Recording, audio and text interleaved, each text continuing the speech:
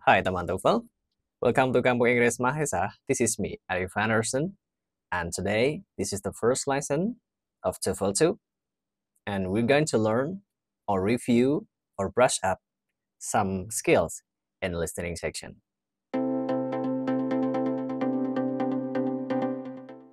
Jadi, kita coba untuk mereview ulang ya teman-teman di bagian listening section. Seperti biasa, sebelumnya akan saya kenalkan juga ke beberapa TOEFL poin-poinnya yang ada di TOEFL. Tentunya teman-teman kemarin sudah pernah mengikuti seperti pretest ya ataupun simulation ataupun yang pernah mengikuti di level TOEFL sebelumnya yaitu TOEFL 1. Jadi untuk review di sini kita akan breakdown dulu dari bagian sectionnya. Di TOEFL itu ada 3 section, yaitu di section 1 disebutnya ke listening section, sedangkan di section 2 ada SWA, structure and written expression, sedangkan di section 3 ada reading. Oke, dan teman-teman nanti akan menghadapi 50 soal di bagian listening dan 40 soal. Nah, ini 50 ya. Dan 40 soal di bagian structure and written expression dan juga 50 soal di bagian reading. Oke, baik, jadi gambarannya adalah seperti itu. Untuk timingnya atau mungkin saya breakdown jadi part lagi, di bagian listening ini ada 2 part, yaitu di bagian, maksud saya ada 3 part A, B, dan C. Di mana part A ini berupa short conversation, dan part B berupa long conversation, dan part C ini berupa talks. Oke ya, jadi teman TOEFL nanti sudah ada gambarannya seperti ini. Dan sekaligus untuk hari ini, di day 1 of TOEFL section, di TOEFL 2 kita akan coba mereview skill-skill yang sudah teman-teman pelajari di sebelumnya. Oke, di sini saya sudah punya beberapa soal yang kita siapkan buat teman-teman di TOEFL 2 di hari pertama ini. Dan beberapa soal ini sudah berupa ada transkripnya ya. Kita pakai transkrip, nanti kalau teman-teman latihan langsung untuk review soal-soalnya, sudah langsung dengan audionya. Dan untuk beberapa skill yang sudah teman-teman kuasai dari TOEFL 1, yakni kalau kita melihat dari jenis soalnya ini, pastikan teman-teman selalu ingat bahwa di TOEFL listening itu dia akan berfokus ke second speaker. Oke ya.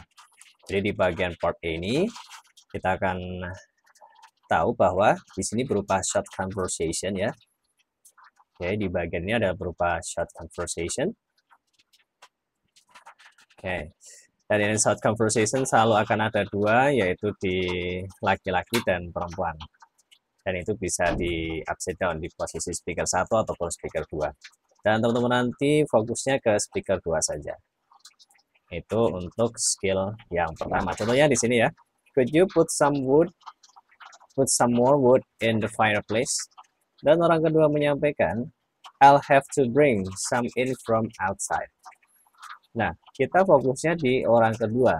Di sini ada phrase yang menyampaikan bahwa bring some from out.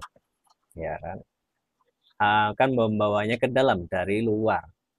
Sehingga kita bisa assume atau kita bisa memperkirakan, yaitu apa di sini? Ya, kita akan membahasakan ulang atau memparaphrase atau mensinonimkan, nanti akan ada breakdown skill-nya. Jadi di sini bring some in from outside. Sehingga kita bisa assume jawabannya alpha, bravo, charlie, delta. Nah, di keterangan alpha there is no more wood inside.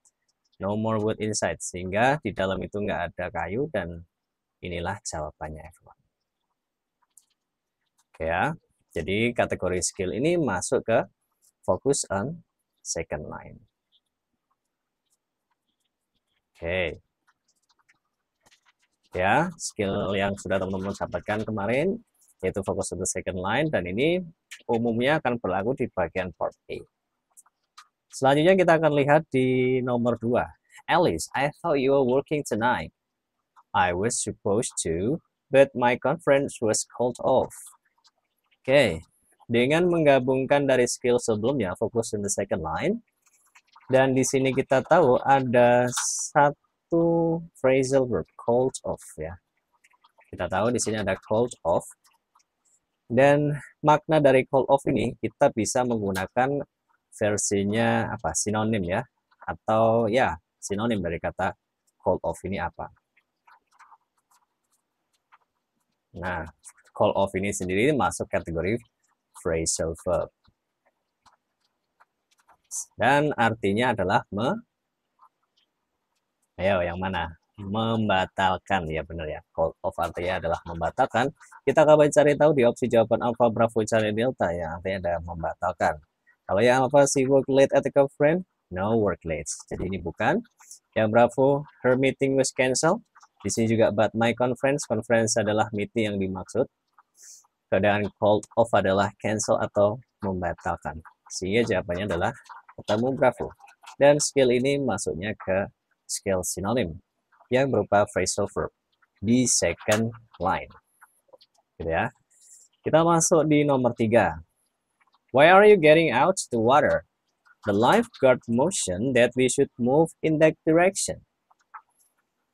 Ini adalah pertanyaan yang opsinya berupa tempat-tempat ya. Ada in a hospital, police station, at a beach, in a locker room.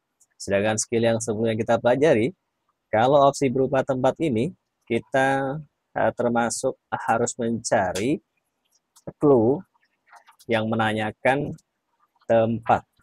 Oke ya, clue-nya umumnya ada di first line. Oke. Jadi kalau first line kita tahu, getting out of the water. Di sini ada clue-nya water. Kemudian di orang kedua, kita tahu ada lifeguard. Lifeguard motion. That direction. Berarti kita bisa tahu dan kita bisa bayangkan ini adalah berada di mana yang paling relate, yaitu at the beach. Jawabannya adalah Charlie. Oke ya. Jadi kita sudah mereview 3 skill. Dan skill-skill ini nantinya bakal teman-teman selalu gunakan untuk mengerjakan di bagian part A. Lagi, nomor 4. Did you enjoy evening di nightclub?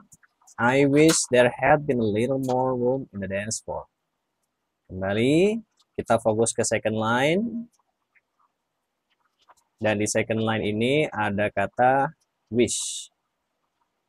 Ya, skill yang sudah dipelajari teman-teman sebelumnya adalah tentang wishes. Di mana nanti maksudnya adalah kondisi yang tidak sebenarnya atau untrue condition. Nanti ada yang skill mengarah ke untrue condition. Dan wishes ini apa yang dia bilang? I wish there had been little more room. Little more room. Konteksnya adalah dance or party. Jadi yang dimaksud di sini kalau dia punya wishes semoga ada tempat atau ruangan yang cukup luas, berarti kita bisa assume that di tempat itu ruangannya sempit. Dan dari opsi Alpha, Bravo, Charlie, Delta, kita sudah ketemu ya, yang mengarah pada kalimat bahwa mendeskripsikan ruangannya cukup sempit. Kalau yang Alpha, too much room, jelas bukan. Yang Bravo, enjoy the room. Kalau enjoy the room, jadi dia nggak ada keluhan dong. Jadi jelas Alpha sama Bravo bukan. The dance floor was so crowded or too crowded. Nah, crowded ini diartikan ya sesak, sempit, penuh. Sehingga inilah yang dimaksud jawabannya. Oke. Okay? Alright. Jadi wishes itu maksudnya skillnya. Nomor 5. You sent off the letter that you wrote, then you did figure out. Did-nya ini ada penekanan. Kalau nanti teman-teman mendengarkan audionya, di sini ada penekanan. Then you did figure out how to use the fax machine. Di sini masuknya ke empathic of surprise. Empathic of surprise. Ya. Jadi di empathic of surprise ini, everyone, di empathic of surprise ini, teman-teman nanti akan dapat cara untuk gimana ya istilahnya ketika orang itu memberikan penekanan pada auxiliary-nya. Jadi teman-teman akan mengasumsikan atau memperkirakan bahwa kondisinya adalah berbanding terbalik dari perkiraan. Contohnya begini kalau di dalam konteks ini ya. Jadi kamu bisa mengatasinya, bisa mengoperasikan fax mesinnya. Yang diminta adalah asumsi. Asumsi kenapa orang kedua berkata demikian. Berarti asumsi dia kan dikiranya si laki-laki tadi dia nggak bisa menggunakan fax machine. Jadi di sini adalah masuk ke empathical surprise.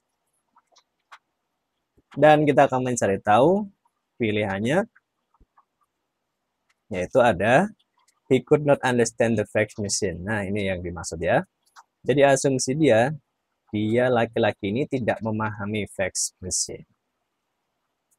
Sehingga dia menyampaikan dengan ungkapan demikian penekanan pada auxiliary-nya.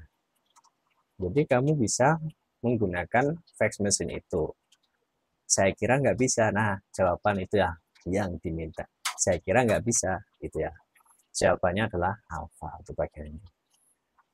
Oke, skill nomor 6. Maksud saya di soal nomor 6, kita akan cari tahu. I guess that you would buy the new car and you hit the nail on the head. Look at this. Kalau teman-teman ngadepin model seperti ini, pasti tahu ini masuknya kategori apa. Jadi kembali, di sini adalah fokus ke second line, dan dia menyatakan dengan ungkapan berupa idiom. Idiom dari hit the nail on the head is mean that, yeah, exactly. Padahal mereka seharusnya bisa kan ngomong cuma exactly or precisely, you're right, gitu aja udah cukup. Tapi dengan adanya penekanan pada idiom ini, kita akan dikenalkan dengan budaya bahwa mereka akan menggunakan semacam bahasa yang punya literasi tinggi juga ya, sama dengan bahasa Indonesia. Kalau kita sudah menggunakan idiom atau peribahasa, berarti bahasa kita sudah kategori udah bagus.